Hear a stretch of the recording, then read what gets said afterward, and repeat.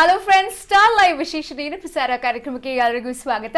ಇವತ್ತು ನಮ್ಮ ಜೊತೆ ಅವಲಕ್ಕಿ ಚಿತ್ರತಂಡ ಇದೆ. ಇನ್ಫ್ಯಾಕ್ಟ್ ಈ ವಾರ ನಮ್ಮ ಸ್ಯಾಂಡಲ್ವುಡ್ ನಲ್ಲಿ ಸಾಕಷ್ಟು ಸಿನಿಮಾಗಳು ರಿಲೀಸ್ ಆಗ್ತಿದೆ. ಅದರಲ್ಲಿ ಅವಲಕ್ಕಿ ಚಿತ್ರ ಕೂಡ ಒಂದು. ಸೊ ಇನ್ಫ್ಯಾಕ್ಟ್ ಚಿತ್ರತಂಡ ನಮ್ಮ ಜೊತೆ ಇದೆ, ಮಾತಾಡ್ಸೋಣ. ಫಸ್ಟ್ ಆಫ್ ಆಲ್, ನಿಮ್ಮ ಸಿನಿಮಾ ಅವಲಕ್ಕಿ ನಾಳೆ ರಿಲೀಸ್ ಆಗ್ತಿದೆ. ಇಬ್ಬರಿಗೂ ಕಂಗ್ರ್ಯಾಚುಲೇಷನ್ಸ್. ಅಂಡ್ ಈ ವರ್ಷ ಸ್ಪೆಷಲಿ 2016ರಲ್ಲಿ ನಮ್ಮ ಕನ್ನಡ ಚಿತ್ರರಂಗದಲ್ಲಿ ಮಕ್ಕಳ ಕುರಿತಾದಂತಹ ಸಿನಿಮಾ ಬಂದಿದ್ದು ತುಂಬಾ ಕಡಿಮೆ. ಸೊ ಅವಲಕ್ಕಿ ವರ್ಷ ಕೊನೆಯಲ್ಲಿ ರಿಲೀಸ್ ಆಗ್ತಿದೆ, ಹೇಗೆ ಅನಿಸ್ತಿದೆ ಸರ್? ಮೊದಲನೇದಾಗಿ ನಿಮಗೆಲ್ಲರಿಗೂ ಧನ್ಯವಾದಗಳು, ಹಾಗೆ ಚಾನಲ್ನವರಿಗೂ ಧನ್ಯವಾದಗಳು. ಮಕ್ಕಳಿಗಾಗಿ ಸಿನಿಮಾ ಮಾಡೋದು ಒಂದು ಸಂತೋಷದ ವಿಷಯ. ಎಸ್ಪೆಷಲಿ ಇದು ಮಕ್ಕಳಷ್ಟೇ ಅಲ್ಲ, ಮಕ್ಕಳು, ದೊಡ್ಡವರು ಮತ್ತು ಯೂತ್ಸಿಗಾಗೂ ಇರುವಂಥ ಒಂದು ಮೆಸೇಜ್ ಇರೋ ಚಿತ್ರ ಇದು. ಇದನ್ನು ಮಾಡೋಕ್ಕೆ ನಮಗೆ ನಿಜವಾಗೂ ಹೆಮ್ಮೆ ಅನ್ನಿಸ್ತದೆ. ಆ್ಯಂಡ್ ಶ್ರೀ ಸತ್ಯ, ನೀವು ಮೊದಲನೇದಾಗಿ ಸಿನಿಮಾದಲ್ಲಿ ಆ್ಯಕ್ಟ್ ಮಾಡ್ತಿದ್ದೀರಾ. ನಿಮ್ಮ ಮೊದಲನೇ ಅಪಿಯರೆನ್ಸ್ ಬಾಲ ನಟಿಯಾಗಿ ಹೇಗೆ ಅನಿಸ್ತು? ಫಸ್ಟ್ ಮೂವಿಲಿ ಆ್ಯಕ್ಟ್ ಮಾಡೋದು ಚೆನ್ನಾಗಿತ್ತು. ಫುಲ್ ಡಿಫ್ರೆಂಟ್ ಎಕ್ಸ್ಪೀರಿಯನ್ಸ್ ಇತ್ತು. ಅದು ಆ ಸ್ಪಾಟ್ ಅಲ್ಲಿ ಆ ಲೈಟಿಂಗ್ಸ್, ಆಮೇಲೆ ಆ ಫ್ರೆಂಡ್ಸ್, ಆ ಡಾನ್ಸ್, ಅದೆಲ್ಲ ತುಂಬಾ ಚೆನ್ನಾಗಿತ್ತು. ಫಸ್ಟ್ ಮೂವಿ, ಸೊ ಅದೇ ಚೆನ್ನಾಗಿ ಎಂಜಾಯ್ ಮಾಡಿದ್ದೆ. ಓಕೆ, ಯಾವುದೋ ಒಂದ್ಸರಿ ಸಿನಿಮಾ ಸೆಟ್ಗೆ ಬಂದಾಗ ಅಯ್ಯೋ ಇದೆಲ್ಲ ಬೇಡ, ಸ್ಕೂಲೇ ಚೆನ್ನಾಗಿತ್ತು, ನೋಟ್ ಬುಕ್ಸು, ಹೋಮ್ ವರ್ಕು ಅಂತ ಯಾವಾಗಾರು ಅನ್ನಿಸ್ತಾ? ಇಲ್ಲ ಹಂಗೇನು ಅನ್ಸಿಲ್ಲ. ಬಟ್ ಆಗಾಗ ಲೈಟಿಂಗ್ಸ್ ಇಂದ ಅಯ್ಯೋ ಇಷ್ಟು ಹೆವಿ ಲೈಟಿಂಗ್ಸ್ ಇಂದ ಮಾಡ್ಲೇಬೇಕಾ ಆ ಥರ ಅನ್ನಿಸ್ತು. ಓಕೆ ಸರ್, ನೀವು ಹೇಳ್ತಿದ್ರಿ ಮಕ್ಕಳ ಬಗ್ಗೆ ಸಿನಿಮಾ ಮಾಡಬೇಕು ಅಂತ ಒಂದು ಕನಸು ಅಂತ. ಬಿಕಾಸ್ ನೀವು ಆಲ್ರೆಡಿ ನೀನಾಸಮ್ ಟ್ರೇನ್ಡ್ ಆ್ಯಂಡ್ ಸಾಕಷ್ಟು ನಾಟಕಗಳನ್ನ ಕೂಡ ನಿರ್ದೇಶನ ಮಾಡಿದ್ದೀರಾ. ಆ್ಯಂಡ್ ಕಾಶಿನಾಥ್ ಸರ್ ಅವ್ರ ಜೊತೆ ಕೂಡ ವರ್ಕ್ ಮಾಡಿದ್ದೀರಾ.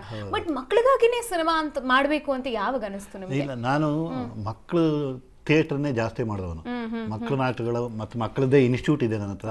100 ಜನ ವಿದ್ಯಾರ್ಥಿಗಳು, 1000 ಜನ ವಿದ್ಯಾರ್ಥಿಗಳು ನಮ್ಮ ಇನ್ಸ್ಟಿಟ್ಯೂಟಲ್ಲಿ ಕಲಿತಾ ಇದ್ದಾರೆ. ಅದರಲ್ಲಿ ಟ್ರೈಂಡ್ ಆದರೆ ಇವತ್ತು ಇದು ಮಾಡ್ತಿರೋದು. ಸೊ ಹಾಗಾಗಿ ನಾವು ಈ ಮಕ್ಕಳಿಗೆ ಒಂದು ಅವಕಾಶಗಳನ್ನು ಕೊಡಬೇಕು ಮತ್ತು ಒಂದು ಫ್ರೆಶ್ ಟ್ರೈನಪ್, ಹೊಸ ಥರದಲ್ಲಿ ಅವರು ಈ ಸೆಲ್ಯುಲಾಯ್ಡಿಗೆ ಟ್ರೈನಪ್ ಆಗಬೇಕು ಅಂತ ತಿಳ್ಕೊಂಡು ಆ ಥರದಲ್ಲಿ ಟ್ರೈನಪ್ ಮಾಡಿ ತಯಾರಾದಂಥ ವಿದ್ಯಾರ್ಥಿಗಳು ಇವರೆಲ್ಲ.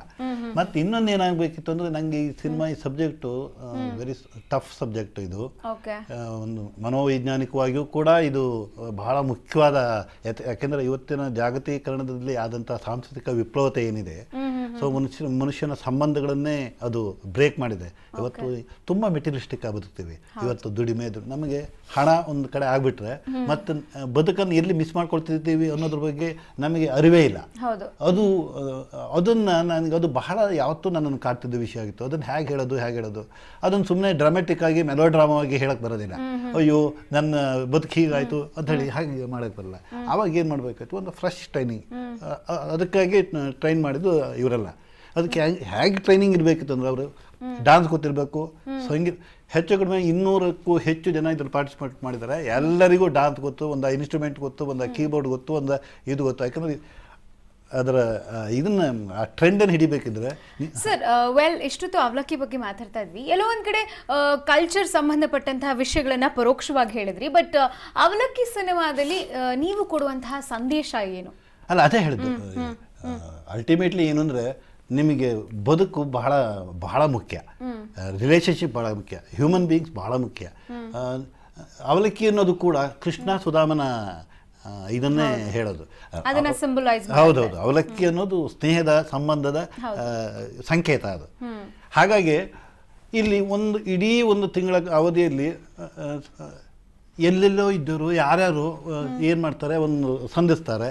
ಅವರಿಗೆ ಅಲ್ಲಿ ಸಂಘರ್ಷ ಬರುತ್ತೆ, ಸ್ನೇಹ ಬರುತ್ತೆ, ಸಂಬಂಧ ಬೆಳೆಯುತ್ತೆ. ಒಂದು ತಿಂಗಳು ಉಳಿಯುತ್ತೋ, ಅದು ಆಮೇಲೆ ಕಂಟಿನ್ಯೂ ಆಗುತ್ತೋ ಇಲ್ಲೋ ಅನ್ನೋವಂಥ ಒಂದು ಇದೆಯಲ್ಲ, ಆ ಒಂದು ತಿಂಗಳ ಮಧ್ಯೆ ನಡೆಯೋ ಒಂದು ಆ ಸಂಬಂಧ, ಅದು ಬದುಕಿನುದ್ದಕ್ಕೂ ಉಳಿಬೇಕು ಅನ್ನೋಂಥದ್ದು ಒಂದು ಆ ಥರದಲ್ಲಿ ಒಂದು ಥಿಯೇಟ್ರಿಗೆ ಆ ಕ್ವಾಲಿಟಿ ಇದೆ ಅನ್ನೋದು ಈ ಸಿನಿಮಾದ ಮೆಸೇಜ್. ಓಕೆ, ಸೊ ಏನು ಚಿತ್ರದ ಪಾತ್ರವರ್ಗ ಹೇಗೆ ಆಯ್ಕೆ ಆಯಿತು ಎಲ್ಲವನ್ನ ಮಾತಾಡೋಣ. ಅದಕ್ಕಿಂತ ಮುಂಚೆ ಚಿತ್ರದ ಹಾಡು ರೆಡಿ ಆಗಿದೆ, ನೋಡ್ಕೊಬರೋಣ. ವೆಲ್ಕಮ್ ಬ್ಯಾಕ್ ಸ್ನೇಹಿತರೆ. ಅವಲಕ್ಕಿ ಚಿತ್ರತಂಡ ನಮ್ಮ ಜೊತೆಗಿದೆ. ಮಕ್ಕಳ ಕುರಿತಾದಂತಹ ಸಿನಿಮಾ ಮಾಡಿದ್ದಾರೆ ನಿಟ್ಟೂರ್ ಅವರು. ಅವ್ರ ಜೊತೆ ಮಾತುಕತೆಯನ್ನ ಮುಂದುವರಿಸೋಣ. ಈ ವರ್ಷ ಮಕ್ಕಳ ಕುರಿತಾದಂತಹ ಸಿನಿಮಾ ಸ್ಪೆಷಲ್ ಅಂತಲೇ ಹೇಳ್ಬೋದು. ಆ್ಯಂಡ್ ಈಗಷ್ಟೇ ಹಾಡನ್ನು ಕೂಡ ನೋಡ್ಕೊ ಬಂದ್ವಿ, ಅದಿಹರಿಯದ ಅಂತ. ಸೊ ಈಗಿನ ಯಂಗ್ಸ್ಟರ್ಸ್ಗಳಿಗೆ ಏನೆಲ್ಲ ಫೀಲಿಂಗ್ ಆಗುತ್ತೆ ಅದನ್ನೆಲ್ಲ ಹಾಡಿನ ಮುಖಾಂತರ ತೋರಿಸಿದ್ದೀರಾ. ಪುಟ, ಇನ್ನು ನಿನ್ನ ಬಗ್ಗೆ ಮಾತಾಡೋದಾದ್ರೆ, ಶ್ರೀ, ನಿನ್ನ ಕ್ಯಾರೆಕ್ಟರ್ ಬಗ್ಗೆ ಹೇಳು. ಸಿನಿಮಾದಲ್ಲಿ ವಾಟ್ ಆರ್ ಯು ಪ್ಲೇಯಿಂಗ್? ನಿನ್ನ ರೋಲ್ ಬಗ್ಗೆ ಹೇಳು. ಒಂದು ಮೇನ್ ರೋಲ್ ಅಂತಾನು ಹೇಳ್ಬೋದು, ಫ್ರೆಂಡ್ ತರ. ಇನ್ನೊಂದು ಕೃಷ್ಣ ಕ್ಯಾರೆಕ್ಟರ್ ಮಾಡಿದ್ದೀನಿ. ಓಕೆ. ಅದೇ ಅದು ಚೆನ್ನಾಗಿತ್ತು.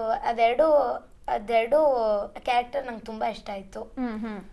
ಆ ಸ್ಪಾಟಲ್ಲಿ ಆಗ ಅದು ರೆಡಿ ಹಾಕೊಂಡು ಇದು ಮಾಡಿದ್ದು. ಸೊ ಫುಲ್ ಫ್ರೆಶ್ ಆಗಿ ಚೆನ್ನಾಗಿದೆ. ಸೊ ಆನ್ ದ ಸ್ಪಾಟ್ ಆ ಪಾತ್ರ ನಿಮ್ದಾಯ್ತು. ಅಂಡ್ ಕೇಳಿದೀನಿ ನೀವು ಕೂಡ ಭರತನಾಟ್ಯಂ ಡಾನ್ಸರ್ ಅಂತೆ, ಭರತನಾಟ್ಯಂ ಎಲ್ಲ ಕಲಿತಾ ಇದ್ದೀರಾ. ಸೊ ಅದು ಎಲ್ಲೋ ಒಂದ್ ಕಡೆ ಹೆಲ್ಪ್ ಆಯ್ತಾ ನಿಮ್ಮ ಪಾತ್ರಕ್ಕೆ? ಅದೇ ಅಲ್ಲಿ ಒಂದು ಫ್ರೆಂಡ್ಶಿಪ್ ಇದು ಬಂದಾಗ ನಾನು ಭರತನಾಟ್ಯಂದಿದೆ, ಆಮೇಲೆ ಒಂದು ಸಿಂಗಿಂಗ್ ಇದೆ, ಅದೆರಡು ಇದು ಮಾಡಿದ್ದೀನಿ. ಆಮೇಲೆ ಒಂದು ವೈಲಿನ್ ಬಾರ್ಸೋದಿದೆ, ಅದೆಲ್ಲ ಇದು ಮಾಡಿ ಕ್ಲಾಸಿಕಲ್ ಕಲ್ತಿದ್ದೀನಿ. ಕ್ಲಾಸಿಕಲ್ ಆ್ಯಂಡ್ ವೆಸ್ಟರ್ನ್ ಡಾನ್ಸ್ ಎರಡು. ಸರ್, ಇನ್ನು ನೀವು ಹೇಳ್ತಾ ಇದ್ರಿ ಪಾತ್ರಗಳ ಆಯ್ಕೆ ಹೇಗಾಯ್ತು, ಅಂಡ್ ನಿಮ್ಮ ಮಗಳು ಕೂಡ ಒಂದು ಮುಖ್ಯ ಪಾತ್ರ ಮಾಡ್ತಿದ್ದಾರೆ ಸಿನಿಮಾದಲ್ಲಿ, ಅಂಡ್ ಬೇರೆಯವರ ಪಾತ್ರವರ್ಗದ ಬಗ್ಗೆ ಹೇಳಿ.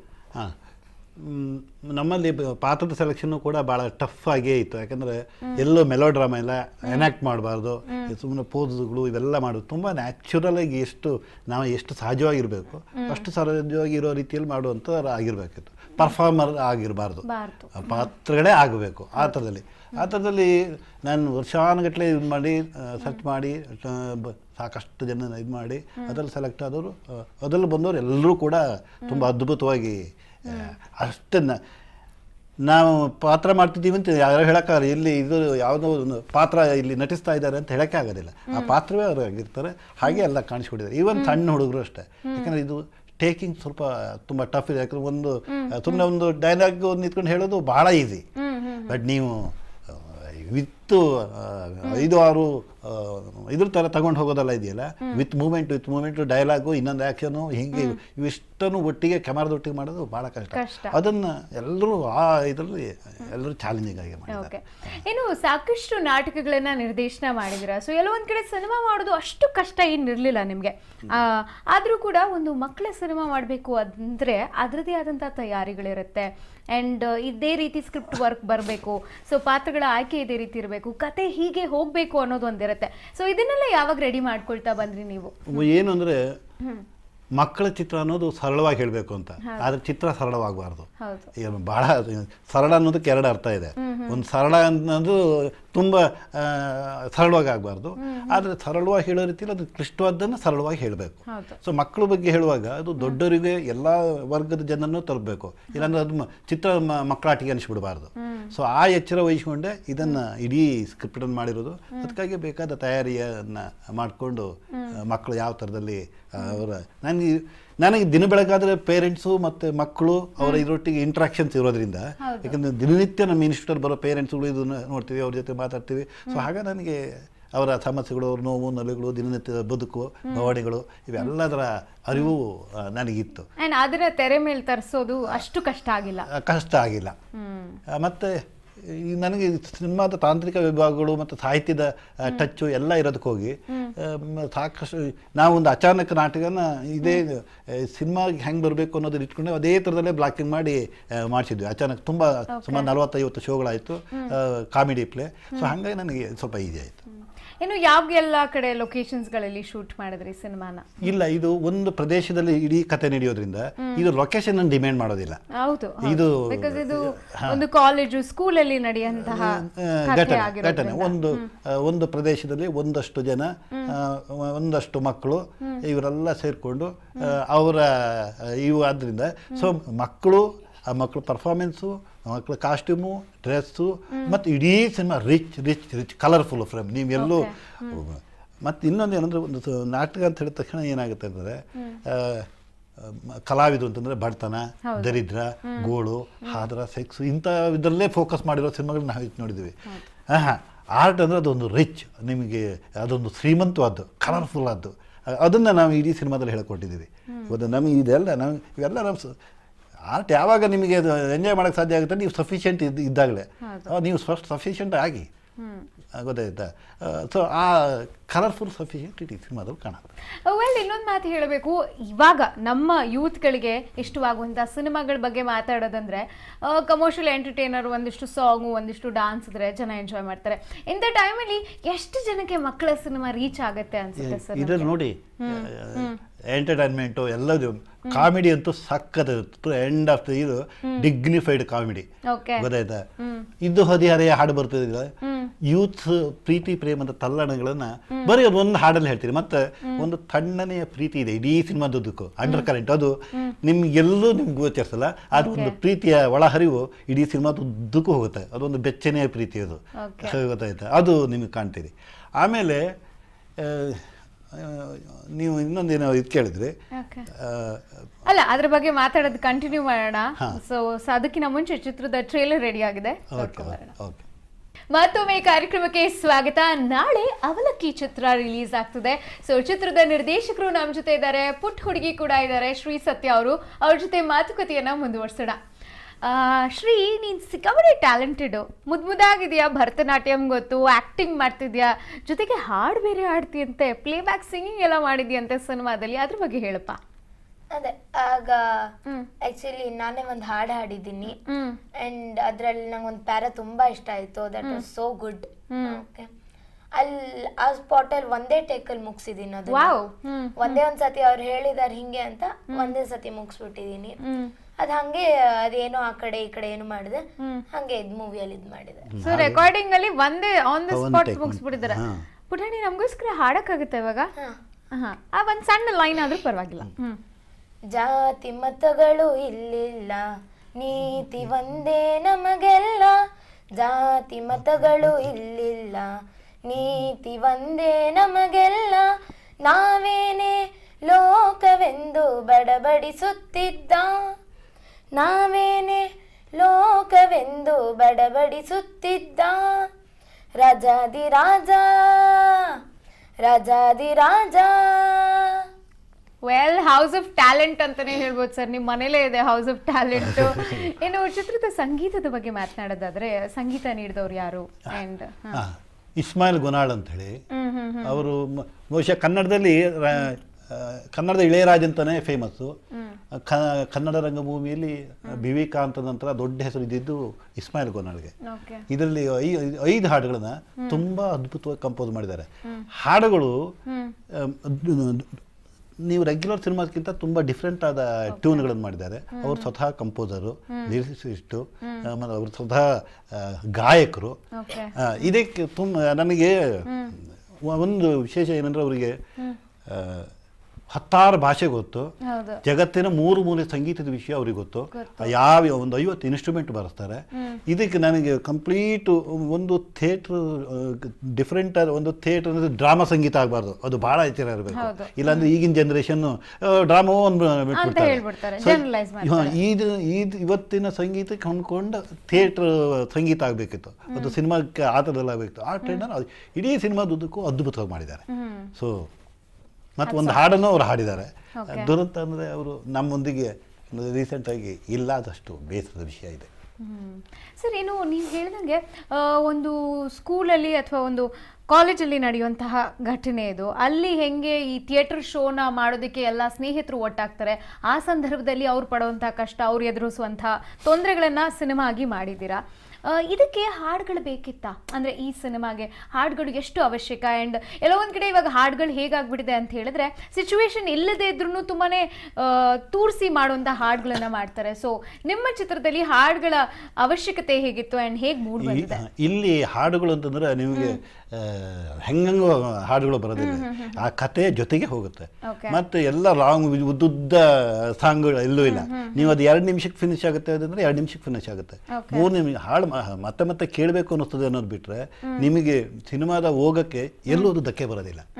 ಸಿನಿಮಾದ ಪೂರಕವಾಗಿ ಅದು ಹೋಗುತ್ತೆ ಬಿಟ್ಟರೆ ಎಲ್ಲೂ ಸಿನಿಮಾಕ್ಕೆ ಒಂದು ಚೂರು ಧಕ್ಕೆ ತರಲ್ಲ. ಮತ್ತೆ ಎಲ್ಲ ಹಾಡು ಮತ್ತೆ ಅನ್ವಾಂಟೆಡ್ ಸಾಂಗ್ಗಳನ್ನು ಯಾವಾಗ ನೀವು ಫೀಡ್ ಮಾಡ್ತೀರಿ ಆವಾಗ ಅದು ಬೇಕು ಅನ್ಸೋದಿಲ್ಲ. ನಿಮಗದು ಸಂಗೀತ ಬೇಡ ಅನ್ನೋರು ಈ ಜಗತ್ತಲ್ಲಿ ಯಾರು ಅದು ಸಂಗೀತವಾಗಿರ್ಬೇಕು ಅಷ್ಟೇ. ಸಂಗೀತವಾಗಿದ್ದಾಗ ಸಂಗೀತ ಅಲ್ಲದಿದ್ರೆ ಕೇಳಕ್ಕೆ ಹೋಗಲ್ಲ. ಅದು ನಿಮಗೆ ಇದು ಎಲ್ಲಿ ಹಾಕಿದ್ರು ಅಷ್ಟೇ, ಅದು ಚೆನ್ನಾಗಿತ್ತು ಅಂದರೆ ನೀವು ಎಂಥ ಸಂದರ್ಭದಲ್ಲಿ ಹಾಕಿದ್ರೆ ಕೇಳ್ತಾರೆ. ಹೊಟ್ಟೆಗೆ ಚಾಕು ಹಾಕಿಬಿಟ್ಟು ರೊಮ್ಯಾಂಟಿಕ್ ಸಾಂಗ್ ಹಾಕಿದ್ರೆ ಖಂಡಿತ ನೋಡೋಕ್ಕಾಗಲ್ಲ. ಕೆಲವೊಮ್ಮೆ ಅಲ್ವಾ, ಹೀರೋಯಿನಿಗೆ ಚಾಕು ಅಲ್ಲ, ಅಲ್ಲಿ ಅವಳು ಪೇನ್ ಅನುಭವಿಸ್ತಿರ್ತಾರೆ, ಆಡಿಯನ್ಸ್ ಅದೇ ಸೇಮ್ ಪೇನ್ ಅನುಭವಿಸ್ತಾರೆ. ಅಲ್ಲಿ ರೊಮ್ಯಾಂಟಿಕ್ ಸಾಂಗ್ ಹಾಕ್ಬಿಟ್ರೆ ಏನಾಗುತ್ತೆ ಕತೆ? ಸೊ ಹಾಗಾಗಿ ನೀವು ಎಲ್ಲಿ ಯಾವ ಸಂದರ್ಭದಲ್ಲಿ ಎಲ್ಲಿ ಹಾಡುಗಳನ್ನ ಹಾಕ್ತೀರಿ, ಸಂಗೀತನ ಹೆಂಗೆ ಬಳಸ್ತೀರಿ, ಅದು ಸಂಗೀತ ಅನ್ನೋದು ಯಾಕೆ ಸಿನಿಮಾಗೆ ಬೇಕು, ಅದು ಭಾವವನ್ನು ತುಂಬೋಕ್ಕೆ. ಸಂಗೀತ ಅನ್ನೋದು ಒಂದೊಂದು ಸಪ್ರೇಟ್ ಅಲ್ಲ, ಅದು ಎಲ್ಲಿ ಭಾವಗಳ ಕೊರತೆ ಇರುತ್ತೆ ಅಲ್ಲಿ ಸಂಗೀತ ಇರಬೇಕು. ನೀವು ಭಾವ ಇಲ್ಲಿದ್ದಲ್ಲಿ ಸಂಗೀತ ತುರ್ಕೋದು, ಭಾವ ಇದ್ದಲ್ಲಿ ಸಂಗೀತ ಬಿಡೋದು, ಹಿಂಗೆ ಮಾಡ್ಬಿಟ್ಟು ಏನಾಗ್ಬಿಡ್ತದೆ ಅಂದರೆ ಆವಾಗ ನೀವು ಹೇಳಿದಾಗ ಆಗುತ್ತೆ. ಸೊ ಕಥೆಯ ಅನುಗುಣವಾಗಿ ಹಾಡುಗಳಿದೆ ಅಂತ. ಹೌದೌದು. ವೆಲ್ ಚಿತ್ರದ ಮತ್ತೊಂದು ಹಾಡು ರೆಡಿ ಆಗಿದೆ, ನೋಡ್ಕೊಂಬರೋಣ. ವೆಲ್ಕಮ್ ಬ್ಯಾಕ್ ವೀಕ್ಷಕರೇ, ಅವಲಕ್ಕಿ ಚಿತ್ರತಂಡ ನಮ್ಮ ಜೊತೆಗಿದ್ದಾರೆ. ವೆಲ್ ಈ ವಾರ ನಮ್ಮ ಕನ್ನಡ ಸ್ಯಾಂಡಲ್ವುಡ್ ನಲ್ಲಿ ಹಬ್ಬ ಅಂತಾನೆ ಹೇಳ್ಬೋದು, ಯಾಕಂದ್ರೆ ಸಾಕಷ್ಟು ಸಿನಿಮಾಗಳಲ್ಲಿ ರಿಲೀಸ್ ಆಗ್ತಿದೆ, ಅದರಲ್ಲಿ ಅವಲಕ್ಕಿ ಚಿತ್ರ ಕೂಡ ಒಂದು. ಸರ್, ಈಗ ಯಾವುದೋ ಒಂದು ಸಿನಿಮಾ ಆಗಿರ್ಬೋದು, ಅದು ಆಕ್ಷನ್ ಎಂಟರ್ಟೈನರ್ ಆಗಿರ್ಬೋದು, ಫ್ಯಾಮಿಲಿ ಡ್ರಾಮಾ ಆಗಿರ್ಬೋದು, ಅಥವಾ ಕಾಮಿಡಿ ಎಂಟರ್ಟೈನರ್, ಯಾಕೆ ನಮ್ಮ ಮಕ್ಕಳ ಚಿತ್ರನೇ ಆಗಿರ್ಬೋದು, ಅದಕ್ಕೆ ಈ ಸ್ಕ್ರೀನ್ ಪ್ಲೇ ಅನ್ನೋದು ತುಂಬ ಮುಖ್ಯ ಆಗುತ್ತೆ. ಎಲ್ಲೋ ಒಂದು ಕಡೆ ಜನ ಕಥೆನ ಅಷ್ಟು ಚೆನ್ನಾಗಿ ಮಾಡ್ತಾರೆ, ಬಟ್ ಸ್ಕ್ರೀನ್ ಪ್ಲೇ ಒಂಚೂರು ಮಿಸ್ ಆಯಿತು ಅಂದರೆ ಜನ ಇಂಟ್ರೆಸ್ಟ್ ಕಳ್ಕೊತಾರೆ. ಚಿತ್ರದ ಸ್ಕ್ರೀನ್ ಪ್ಲೇ ಹೇಗೆ ಮೂಡ್ ಬಂದಿದೆ ಸರ್? ಸ್ಕ್ರೀನ್ ಪ್ಲೇ ಅದು ಸ್ಕ್ರೀನಲ್ಲಿ ಪ್ಲೇ ಆಗೋದಲ್ವಾ, ಆ ಪ್ಲೇ ಇಲ್ಲಿ ಆಡಿಯನ್ಸ್ ಕೂತ್ಕೊಂಡು ನೋಡ್ತಾನಲ್ಲ, ಆ ಪ್ಲೇ ಒಳ್ಳೆ ಒನ್ ಡೇ ಕ್ರಿಕೆಟ್ ಆ ಪ್ಲೇ ಚೆನ್ನಾಗಾಗಲಿಲ್ಲ ಅಂತಂದ್ರೆ ಇವರು ಆಡಿಯನ್ಸ್ ಕೂತ್ಕೊಂಡು ನೋಡಲ್ಲ. ಆ ಪ್ಲೇ ಹೇಗಿರ್ಬೇಕು ಅಂತ ಹೇಳಿದ್ರೆ ಇಲ್ಲಿ ಪ್ಲಾನ್ ಕರೆಕ್ಟ್ ಆಗಿರ್ಬೇಕು. ಕತೆ ಮಾಡೋದು ಒಂದು ಪಾರ್ಟ್, ಕತೆ ಏನಂದ್ರೆ ಒಂದು ಸ್ಟಾರ್ಟ್ ಮಿಡ್ಲ್ ಎಂಡ್ ಇರೋದಕ್ಕೆ. ಅದ್ರದ್ದು ಪ್ಲೇ ಆಗೋದಿದೆಯಲ್ಲ, ಆ ಪ್ಲೇ ಆಗೋದನ್ನ ಅದು ಕರೆಕ್ಟಾಗಿ ವರ್ಕೌಟ್ ಮಾಡಿದರೆ ಅದು ಅಲ್ಲಿ ಸ್ಕ್ರೀನ್ ಪ್ಲೇ ಆಗುತ್ತೆ. ಇಲ್ಲಾಂದ್ರೆ ಬರೀ ಸ್ಕ್ರೀನ್ ಮೇಲೆ ಕತೆ ಆಗುತ್ತೆ, ಶೋ ಆಗುತ್ತೆ. ಸೊ ಒಟ್ಟಾರೆ ಎಲ್ಲೋ ಒಂದ್ ಕಡೆ ಒಂದು ಟೈಟ್ ಸ್ಕ್ರೀನ್ ಪ್ಲೇ ಇದೆ. ಹೌದು. ಎಲ್ಲ ಡೈಲಾಗ್ ಎಲ್ಲ ಹೇಳೋದಕ್ಕಿಂತ ದೃಶ್ಯವಾಗಿ ನಮ್ಮ ಇಡೀ ಸಿನಿಮಾದಲ್ಲಿ ನಿಮಗೆ ಡೈಲಾಗ್ ಬಹಳ ಕಡಿಮೆ, ದೃಶ್ಯ ಮತ್ತೆ ನೋ ಫ್ಲಾಶ್, ಎಲ್ಲ ಸ್ಟ್ರೈಟ್ ಟಕ ಟಕ ಟಕ ಟಕ ಹೋಗ್ತಾ ಇರ್ತದೆ. ನೀವು ಒಂದ್ಸರಿ ಫೋನ್ ಎತ್ತಿದ್ರಿಂದ ಇಡೀ ಸಿನಿಮಾ ನಿಮ್ಗೆ ಸಿಗಲ್ಲ, ಗೊತ್ತಾಯ್ತು ಇಷ್ಟು. ಮತ್ತೆ ಥ್ರೂಔಟ್ ಸಿನಿಮಾ ಹ್ಯೂಮರ್ಸ್, ಕಾಮಿಡಿ, ನಿಮ್ಗೆ ಮೆಲೋಡ್ರಾಮಾ ಇಲ್ಲ ಇಲ್ಲಿ. ಎಲ್ಲೂ ಯಾವ ಗೋಳು ಗೀಳು, ಇಡೀ ಸಿನಿಮಾ ನೋಡ್ತಿದ್ರೆ ನೀವೆಲ್ಲ ಮರ್ತು ಒಂದು ಮುಕ್ಕಾಲು ಗಂಟೆ ಎಂಜಾಯ್ ಮಾಡ್ಬಿಡ್ಬೋದು, ಗೊತ್ತಾಯ್ತು. ನಾನು ನಿಮ್ಗೊಂದು ದುಃಖ ಸೀನ್ ಇದ್ರು ಕೂಡ ಇಲ್ಲಿ ನಮ್ಮೆಲ್ಲ ಅವನೊಂದು ಇದು ಹೇಳ್ತಾನೆ, ಹೊಟ್ಟೆ ತುಂಬ ಊಟ ಕೊಡ್ತೀರಾ ಅಂತ. ಅವನು ಹೊಟ್ಟೆ ತುಂಬ ಊಟ ಕೊಡಿಸ್ತೀರಾ ಅಂತ ಕೇಳ್ತಾನ, ಆದರೆ ನೋಡುವನಿಗೆ ಕಣ್ಣ ನೀರು ಬಂದ್ಬಿಡುತ್ತೆ. ಅದು ಅವನು ಎಲ್ಲೂ ಹೊಟ್ಟೆ ತುಂಬ ಊಟ ಕೊಡಿಸ್ತೀರ, ಮೆಲೋಡ್ರಾಮಾ ಮಾಡಲ್ಲ ಅವನು. ನಾ ಹೇಳೋದು ಈ ಸೆಟಾರ್ ಇಡೀ ಸಿನಿಮಾದುದ್ದಕ್ಕೂ ಅದು ನಾವಿದು ಮಾಡ್ಕೊಂಡು ಹೋಗಿದ್ವಿ. ಮತ್ತು ಇಡೀ ಸಿನಿಮಾ ರಿಚ್, ಕಲರ್ಫುಲ್, ಮತ್ತು ಮೆಸೇಜ್. ಮತ್ತು ನಿಮ್ಗೆ ಇದು ಸಿನಿಮಾ ನೋಡ್ತಾ ನೀವು ಸಿನಿಮಾದೊಳಗೆ ಹೋಗ್ತೀರಿ, ಅದು ಅನುಭವ ಆಗ್ತಾ ಹೋಗುತ್ತೆ. ನಿಮಗೆ ಸಾಕಷ್ಟು ಮೆಸೇಜ್ ಸಿಗುತ್ತೆ, ಇನ್ಫಾರ್ಮೇಷನ್ಗಳಿದ್ದಾವೆ. ಇಷ್ಟು ಕೂಡ ನಿಮಗೆ ಈ ಸಿನಿಮಾದ ಉದ್ದಕ್ಕೂ ನಿಮಗೆ ಸಿಗ್ತಾ ಹೋಗುತ್ತೆ. ಎಲ್ಲೋ ಒಂದು ಮನೋರಂಜನೆ ಇದೆ. ಏನು ಅಂತಂದರೆ ನಗುತ್ತಾ ಒಂದು ಇಂಪಾರ್ಟೆಂಟ್ ವಿಷಯವನ್ನು ನಗುತ್ತಾ ನಾವು ಹೇಳ್ತಾ ಇದ್ವಿ. ಅದಕ್ಕೋಸ್ಕರ ಇದು ಒಂದು ರೀತಿ ಸ್ಯಾಟಾರಿಟಿಕ್ ಆಗಿಯೂ ಇದೆ. ವೆಲ್, ನೀವು ಹೇಳ್ದಂಗೆ ಚಿತ್ರ ರಿಚ್ ಆಗಿದೆ, ಕಲರ್ಫುಲ್ ಆಗಿದೆ. ಇದೆಲ್ಲ ರಿಚ್ ಆಗಿರಬೇಕು, ಕಲರ್ಫುಲ್ ಆಗಿರಬೇಕು ಅಂದ್ರೆ ನಿರ್ಮಾಪಕರು ಕೂಡ ಕಾರಣ ಆಗ್ತಾರೆ. ಸೊ ಈ ಕಥೆಯನ್ನ ನಿರ್ಮಾಪಕರು ಕೇಳಿದಾಗ ಅವರ ರಿಯಾಕ್ಷನ್ ಹೇಗಿತ್ತು ಅಂಡ್ ಅವರ ಬೆಂಬಲ ಚಿತ್ರಕ್ಕೆ? ಇಲ್ಲ, ಸ್ವತಃ ಅವರು ಭಾನುಮತಿ ಸ್ಟೂಡೆಂಟ್, ಭರತನಾಟ್ಯ ಇರೋದು, ಬಿ ಕ್ವಾಲಿಫೈಡು, ಜೊತೆಗೆ ಇದರಲ್ಲಿ ಸಾಕಷ್ಟು ವರ್ಕ್ ಮಾಡಿದವರು. ಅವರು ಎಡಿಟರು ಕೂಡ, ಮಲ್ಟಿ ಟ್ಯಾಲೆಂಟೆಡ್, ಮಲ್ಟಿ ಮೀಡಿಯಾದಲ್ಲಿ ವರ್ಕ್ ಮಾಡಿರೋರು. ಸೊ ಹಾಗಾಗಿ ಏನಾಗೋಯ್ತು, ಮತ್ತು ನನ್ನ ಜೊತೆಗೆ ಈ ಸಿನಿಮಾದ ಬಗ್ಗೆ ಇದು ಥಿಯೇಟ್ರು ನಮ್ಮಲ್ಲಿ ಅಚಾನಕ್ ಇದೆಲ್ಲ ಡ್ರಾಮಾ ಹೊಡೆದಾರೆ ಪ್ರೊಡ್ಯೂಸ್ ಮಾಡಿದ್ದಾಳೆ. ಸೊ ಹಾಗಾಗಿ ಏನಾಗೋಯ್ತು, ಇದಂತೂ ಮಕ್ಕಳಿಗೂ ಹೆಲ್ಪ್ ಆಗುತ್ತೆ. ಇಂಥ ಒಂದು ಸುಂದರವಾದ ಕಥೆ, ನಮ್ಮ ಭಾರತ, ನಮ್ಮ ದೇಶದ ಸಂಸ್ಕೃತಿ, ನಮ್ಮ ಕಲೆ, ಅದು ಎಷ್ಟು ಸುಂದರವಾಗಿದೆ, ಅದು ಎಷ್ಟು ಅರ್ಥಪೂರ್ಣವಾಗಿದೆ ಅನ್ನೋದನ್ನು ನಾವು ತೋರಿಸಲಿಲ್ಲ ಅಂತ ಆಗ್ಬಿಟ್ರೆ ಅದು ಸರಿಯಲ್ಲ. ಅದೊಂದು ಸರಿಯಾದ ಇನ್ಫಾರ್ಮೇಷನ್ ಮೆಸೇಜ್ ಹೋಗಲಿ ಆಡಿಯನ್ಸ್ಗೆ ಅಂತ ಹೇಳ್ಬಿಟ್ಟು ಅವಳು ಇಷ್ಟಪಟ್ಟು ಮಾಡಿದ್ವಿ. ಒಟ್ಟಾರೆ ಕಲೆ ಹಾಗೆ ಮಕ್ಕಳಿಗೆ ಒಂದು ಮೆಸೇಜ್ನ ಈ ಒಂದು ಸಿನಿಮಾದ ಮೂಲಕ ನೀಡ್ತಾ ಇದ್ದಾರೆ. ಸೊ ಅವಲಕ್ಕಿ ಚಿತ್ರದ ಮತ್ತೊಂದು ಹಾಡು ರೆಡಿ ಆಗಿದೆ, ನೋಡ್ಕೊಂಬರೋಣ. ನಮಸ್ಕಾರ, ಅವಲಕ್ಕಿ ಚಿತ್ರದ ಬಗ್ಗೆನೇ ಮಾತಾಡ್ತಾ ಇದ್ದೀವಿ. Welcome back. ವೆಲ್, ಮತ್ತೊಬ್ಬ ಪಾತ್ರಧಾರಿ ಪ್ರಶಾಂತ್ ಅವ್ರು ನಮ್ಮ ಜೊತೆ ಇದ್ದಾರೆ. ವೆಲ್ಕಮ್ ಟು ದ ಶೋ ನಿಮಗೆ. ಸೊ ಅವಲಕ್ಕಿ ಸಿನಿಮಾದ ಪಾರ್ಟ್ ನೀವು ಕೂಡ, ನಿಮ್ಮ ಪಾತ್ರದ ಬಗ್ಗೆ ಹೇಳಿ ಪ್ರಶಾಂತ್. ಅದಕ್ಕೊಂಚೂರು ಪೀಟಿಗೆ ಹೇಳ್ಬಿಡ್ತೀನಿ. ಓಕೆ. ನಮ್ಮ ಸಿನಿಮಾದಲ್ಲಿ ವಿಲನ್ಗಳು ಹೇಗೆ ಅಂತಂದರೆ, ಈ ವಿಲನ್ ಅಂದರೆ ಈ ಜಗತ್ತಲ್ಲಿ ಯಾರು ವಿಲನ್ನೂ ಇಲ್ಲ, ಯಾರು ಹೀರೋನೂ ಇಲ್ಲ. ಆಯಾ ಸಂದರ್ಭದಲ್ಲಿ ವಿಲನ್ ವಿಲನ್ ಆಗ್ತಾರೆ, ಹೀರೋ ಆಗ್ತಾರೆ. ಇವನಿಗೆ ನಾನೀಗ ಹೀರೋ ಆಗ್ಬೋದು, ನಾಳೆ ವಿಲನ್ ಆಗ್ಬೋದು. ಅದು ಆ ಸಂದರ್ಭಕ್ಕೆ ಬಿಟ್ಟು ಆ ಥರದಲ್ಲಿ ಸಂದರ್ಭದ ವಿಲನ್ಗಳಾಗಿರೋರು ಇವರೊಂದು 2-3 ಜನ ಕ್ಯಾರೆಕ್ಟರ್. ಅದರಲ್ಲಿ ಪ್ರಶಾಂತ್. ಸೊ ಸಾಂದರ್ಭಿಕವಾಗಿ ವಿಲನ್ ಆಗಿದ್ದೀರಾ. ಸೊ ನಿಮ್ಮ ಪಾತ್ರದ ಬಗ್ಗೆ ಹೇಳಿ. ಈ ಚಿತ್ರದಲ್ಲಿ ನಾನು ಒಂದು ವಿಡಂಬನಾತ್ಮಕ ಒಂದು ಕಾಮಿಡಿ ಅಂದ್ರೆ ಹಾಸ್ಯ ಪಾತ್ರವನ್ನು ನಿಭಾಯಿಸಿದ್ದೀನಿ. ವಿಡಂಬನಾತ್ಮಕ ಅಂದ್ರೆ ಈಗಿನ ಸಮಾಜದಲ್ಲಿ ಕೆಲವೊಂದು ಈ ರಾಜಕಾರಣಿಗಳು ಅಂದರೆ ಪ್ರಭಾವಿ ರಾಜಕಾರಣಿಗಳು, ಕೆಲವೊಬ್ಬರು, ನಾ ಎಲ್ಲರೂ ಹೇಳಲ್ಲ, ಕೆಲವೊಬ್ಬರ ರಾಜಕಾರಣಿಗಳು ಈ ಥರ ಎಲ್ಲ ಯಾವ ರೀತಿ ತಮ್ಮ ಪ್ರಭಾವವನ್ನು ಬಳಸಿ ಅಂದರೆ ಯಾವುದೇ ಒಂದು ವಸ್ತುವನ್ನು ಪಡೆಯೋಕ್ಕಾಗಲಿ, ಅಂದರೆ ಅದು ತುಂಬ ಹೆಸರಲ್ಲಿದೆ, ತುಂಬ ಸಣ್ಣ ಪುಟ್ಟ ವಿಷಯಕ್ಕೂ ಅದರ ಉಪಯೋಗ ತೊಳಕ್ಕೆ ನೋಡ್ತಾರೆ. ಸೊ ಅವರ ಒಂದು ಇದರಲ್ಲಿ ನಂದೊಂದು ಪಾತ್ರ ವಿಡಂಬನೆ, ಅಂದ್ರೆ ಅವ್ರನ್ನ ವಿಡಂಬನೆ ಮಾಡೋದು. ಅಲ್ಲಿ ಅವ್ರು ಖಳನಾಯಕರಾದ್ರೂ ಅವ್ರಿಗೆ ನಾನೇ ಖಳನಾಯಕ, ಅಂದ್ರೆ ಚಿತ್ರದಲ್ಲೇ ನಾನು ಖಳನಾಯಕ ಅಲ್ಲ, ಅವ್ರಿಗೆ ನಾನು ಖಳನಾಯಕ. ಅಂದ್ರೆ ಖಳನಾಯಕರು ಸಮಾಜಕ್ಕೆ ತೊಂದರೆ ಕೊಡೋದು ಒಂದ್ ರೀತಿ, ನೀವು ನೋಡ್ತಾ ಇರ್ತೀರಾ. ಅಲ್ಲಿ ನಾನು ಅವ್ರ ಜೊತೆಗಿದ್ದು ಅವ್ರಿಗೆ ತೊಂದರೆ ಕೊಡ್ತಾ ಇರ್ತೀನಿ, ಅಂದ್ರೆ ಅವ್ರ ಕಾಲ ನಾನು ಎಳಿತಾ ಇರ್ತೀನಿ. ಅದೊಂದು ಪಾತ್ರ ನಾನು ಇಲ್ಲಿ ಎಂಜಾಯ್ ಮಾಡಿದ್ದೀನಿ. ಅಂಡ್ ನಿಮ್ಮ ಕಾಮಿಡಿ ಟೈಮಿಂಗ್ ಬಗ್ಗೆ ಕೂಡ ಸಾಕಷ್ಟು ಕೇಳಿದ್ದೀವಿ, ನಿರ್ದೇಶಕರು ಕೂಡ ಹೇಳ್ತಿದ್ರು ಅಮೇಝಿಂಗ್ ಅಂತ. ಸೊ ಹೇಗಿತ್ತು? ಅಂಡ್ ಚಿತ್ರದಲ್ಲಿ ನಿಮ್ಮ ಇನ್ಪುಟ್ಸ್ ಕೂಡ ಸಾಕಷ್ಟು ಇದೆಯಂತೆ. ಹೌದು ಮೇಡಮ್, ಒಟ್ಟಿಗೆ ವರ್ಕ್ ಮಾಡಿದ್ದೀವಿ. ಸೊ ತುಂಬ ಚೆನ್ನಾಗಿತ್ತು ಎಕ್ಸ್ಪೀರಿಯೆನ್ಸು. ಅಂದರೆ ತುಂಬ ಅಶೋಕ್ ನಿಟ್ಟೂರ್ ಸರ್ಗೆ ನಾನು ಥ್ಯಾಂಕ್ಸ್ ಹೇಳಬೇಕು, ಇದು ಒಂದು ಅವಕಾಶವನ್ನು ನನಗೆ ಕೊಟ್ಟಿದ್ದಕ್ಕೆ. ಯಾಕಂದರೆ ಇಲ್ಲಿ ಸುಮಾರು ನಾವು ವೇರಿಯೇಷನ್ಸ್ ನೋಡಿದ್ದೀವಿ, ಎಲ್ಲ ಒಂದು ನಿಭಾಯಿಸ್ಕೊಂಡು ಸರ್ ತುಂಬ ಚೆನ್ನಾಗಿ ಇದು ಮಾಡ್ಕೊಂಡಿದ್ದಾರೆ. ನಮ್ಗೆ ಒಳ್ಳೆ ಕ್ಯಾರೆಕ್ಟರ್, ಅಂದರೆ ಒಳ್ಳೆ ಪಾತ್ರ. ನಾನು ಹೇಳ್ದಾಗೆ ಬರೀ ಖಳನಾಯಕನ ಪಾತ್ರ ಅಲ್ಲ, ಖಳನಾಯಕರಿಗೆ ಖಳನಾಯಕನ ಪಾತ್ರ ಕೊಟ್ಟಿದ್ದಾರೆ. ಇನ್ನೊಂದು ಏನಂದರೆ ಥಿಯೇಟ್ರ್ ದೊಡ್ಡ ಮೆಸೇಜ್ ಯಾವುದು ಅಂದರೆ ಕಮಿಟ್ಮೆಂಟು. ಹೌದು, ಇದೊಂದು ಪಬ್ಲಿಕ್ ಕಮಿಟ್ಮೆಂಟ್. ನೀವು ಸಿನಿಮಾದಲ್ಲಿ ಸಿನಿಮಾಕ್ಕೆ ಇಷ್ಟು ಕಮಿಟ್ಮೆಂಟ್ ಬೇಡ, ಆದರೆ ಥಿಯೇಟ್ರಿಗೆ ದೊಡ್ಡ ಕಮಿಟ್ಮೆಂಟ್ ಬೇಕು. ಅಲ್ಲಿ ನಂಬಿಕೆ ದ್ರೋಹ ಅನ್ನೋದು ಆಗಲೇಬಾರ್ದು. ನಾವು ಮತ್ತು ಇಡೀ ಸಿನಿಮಾ ಹೆಂಗೆ ಹೋಗ್ತಿತ್ತು ಅಂದರೆ, ನೀವು ಇಲ್ಲಿ ನೋಡುವ ಎಲ್ಲವೂ ನಿಮ್ಮ ನಡುವಿನ ಕತೆ, ನಿಮ್ಮ ನಡುವಿನ ಘಟನೆಗಳು, ನಿಮ್ಮ ನಡುವಿನ ಭಾವನೆಗಳು, ನಿಮ್ಮ ನಡುವಿನ ಎಲ್ಲವೂ. ಅಷ್ಟು ಬಿಟ್ಟು ಎಲ್ಲೋ ನಾನು ಇಲ್ಲೆಲ್ಲೋ ಪಕ್ಕದಲ್ಲಿ ನೋಡಿದ್ದೆ, ನಿನ್ನೆ ನೋಡಿದ್ದೆ, ಮೊನ್ನೆ ನೋಡಿ, ಈ ಕ್ಯಾರೆಕ್ಟರ್ ಇಲ್ಲಿ ಎಲ್ಲವೂ ನಮ್ಮೆದುರಿಗೆ ನಡೆದಿರುವಂತಹ ಇದು ಇಡೀ ಥ್ರೋಟ್. ಹಾಗಾಗಿ ಈ ಟ್ಯಾಲೆಂಟ್ಗಳೆಲ್ಲ ಸದುಪಯೋಗ ಆಯಿತು. ಅದರಲ್ಲಿ ಇವನ್ನು ಕಾಮಿಡಿಯಾಗಿ ಇದಾಗಿ ಆ ಟೈಮಿಂಗ್ಸ್ನ ಭಾಳ ಅದ್ಭುತವಾಗಿ ಮಾಡಿದ್ದಾರೆ. ಓಕೆ ಸರ್, ಏನು ನೀವು ಥಿಯೇಟರ್ ಬ್ಯಾಕ್ಗ್ರೌಂಡಿಂದ ಬಂದಿರೋರು, ನೀನಾಸಮ್ ಟ್ರೇನ್ಡ್ ಕೂಡ. ನಿಮ್ಮ ಪ್ರಕಾರ ಅಭಿನಯ ಬೇರೆ, ನಟನೆ ಬೇರೆ ಅಲ್ವಾ? ಸೊ ಅದನ್ನ ಹೇಗೆ ಸಮರ್ಥಿಸ್ಕೊಳ್ತೀರಾ ಸರ್ ನೀವು? ಒಳ್ಳೆ ಪಾಯಿಂಟ್. ಈ ಎನಾಕ್ಟ್ ಅನ್ನೋದು ನಟನೆ ನಟಿಸೋದೊಂದು ಸುಳ್ಳು ಅಂತಾನೆ ಅರ್ಥ. ಇನ್ನು ನೀವು ಯಾವಾಗ ನಟಿಸ್ತೀರಿ? ಕಳ್ತನ ಮಾಡಕ್ಕೆ ನಟಿಸೋದಿಲ್ಲ, ಕಳ್ತನ ಮಾಡೋದನ್ನು ತೋರ್ಸಕ್ಕೆ ನಟಿಸ್ತೀರಿ.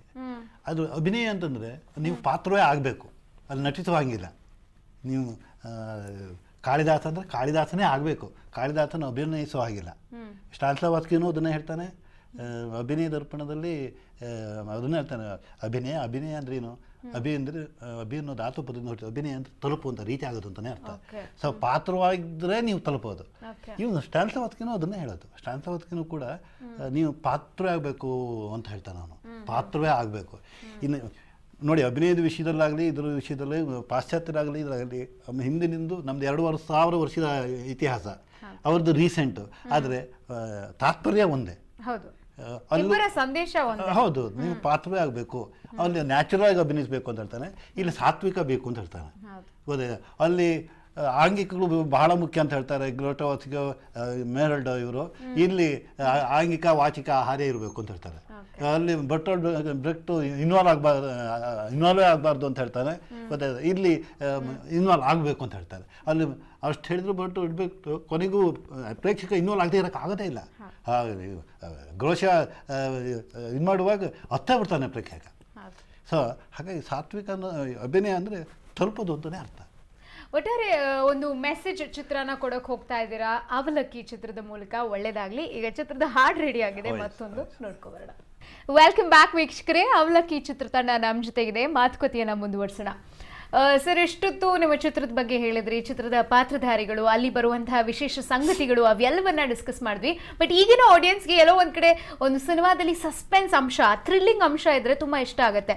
ಸೊ ನಿಮ್ಮ ಸಿನಿಮಾದಲ್ಲಿ ಆ ಸಸ್ಪೆನ್ಸ್ ಅಂಶ ಹೇಗೆ ಬರುತ್ತೆ? ಕಲ್ಚರಲ್ ಥ್ರಿಲ್ ಅಂತ ಕರಿತೀವಿ ಇದನ್ನ. Cultural thrill. ಕಲ್ಚರಲ್ ಥ್ರಿಲ್ ಇಡೀ ಸಿನಿಮಾದಕ್ಕಿದೆ. ನೀವು ಇಡೀ ಸಿನಿಮಾ ನೋಡ್ತಾ ನಿಮ್ಗೆ ಇಲ್ಲಿ ಎಲ್ಲೋ ಫ್ಲಾಶ್ ಬ್ಯಾಕು ಅಥವಾ ಗೋಳು ಇಗಳು ಏನು ಇಲ್ಲದೆ ಇರೋದ್ರಿಂದ ನೆಕ್ಸ್ಟ್ ಅಂತ ಹೋಗ್ತಾ ಇರುತ್ತೆ. ನಿಮಗೆ ಇಡೀ ಸಿನಿಮಾದ ಉದ್ದಕ್ಕೂ ಕುತೂಹಲ ಹಂಗೆ ಕಾಯ್ಕೊಂಡು ಹೋಗ್ತದೆ. ಎಸ್ಪೆಷಲಿ ಲಾಸ್ಟ್ 20 ಮಿನಿಟ್ಸ್ ಅಂತೂ ನಿಮಗೆ ಸಿನಿಮಾ ಸೊ ಎಲ್ಲರೂ ಎಡ್ಜಲ್ಲಿ ಕೂತ್ಕೊಂಡು ಸಿನಿಮಾ ನೋಡಬೇಕು ಅನ್ನೋ ಒಂದು ಎಕ್ಸ್ಪೀರಿಯನ್ಸ್ ಖಂಡಿತ. ಹೌದು, ನಾನು ಎಂತ ಅಷ್ಟು ಎಡ್ಜಿ ಬರೋದು ಬೇಡ ಅಂತ ಹೇಳೋದು.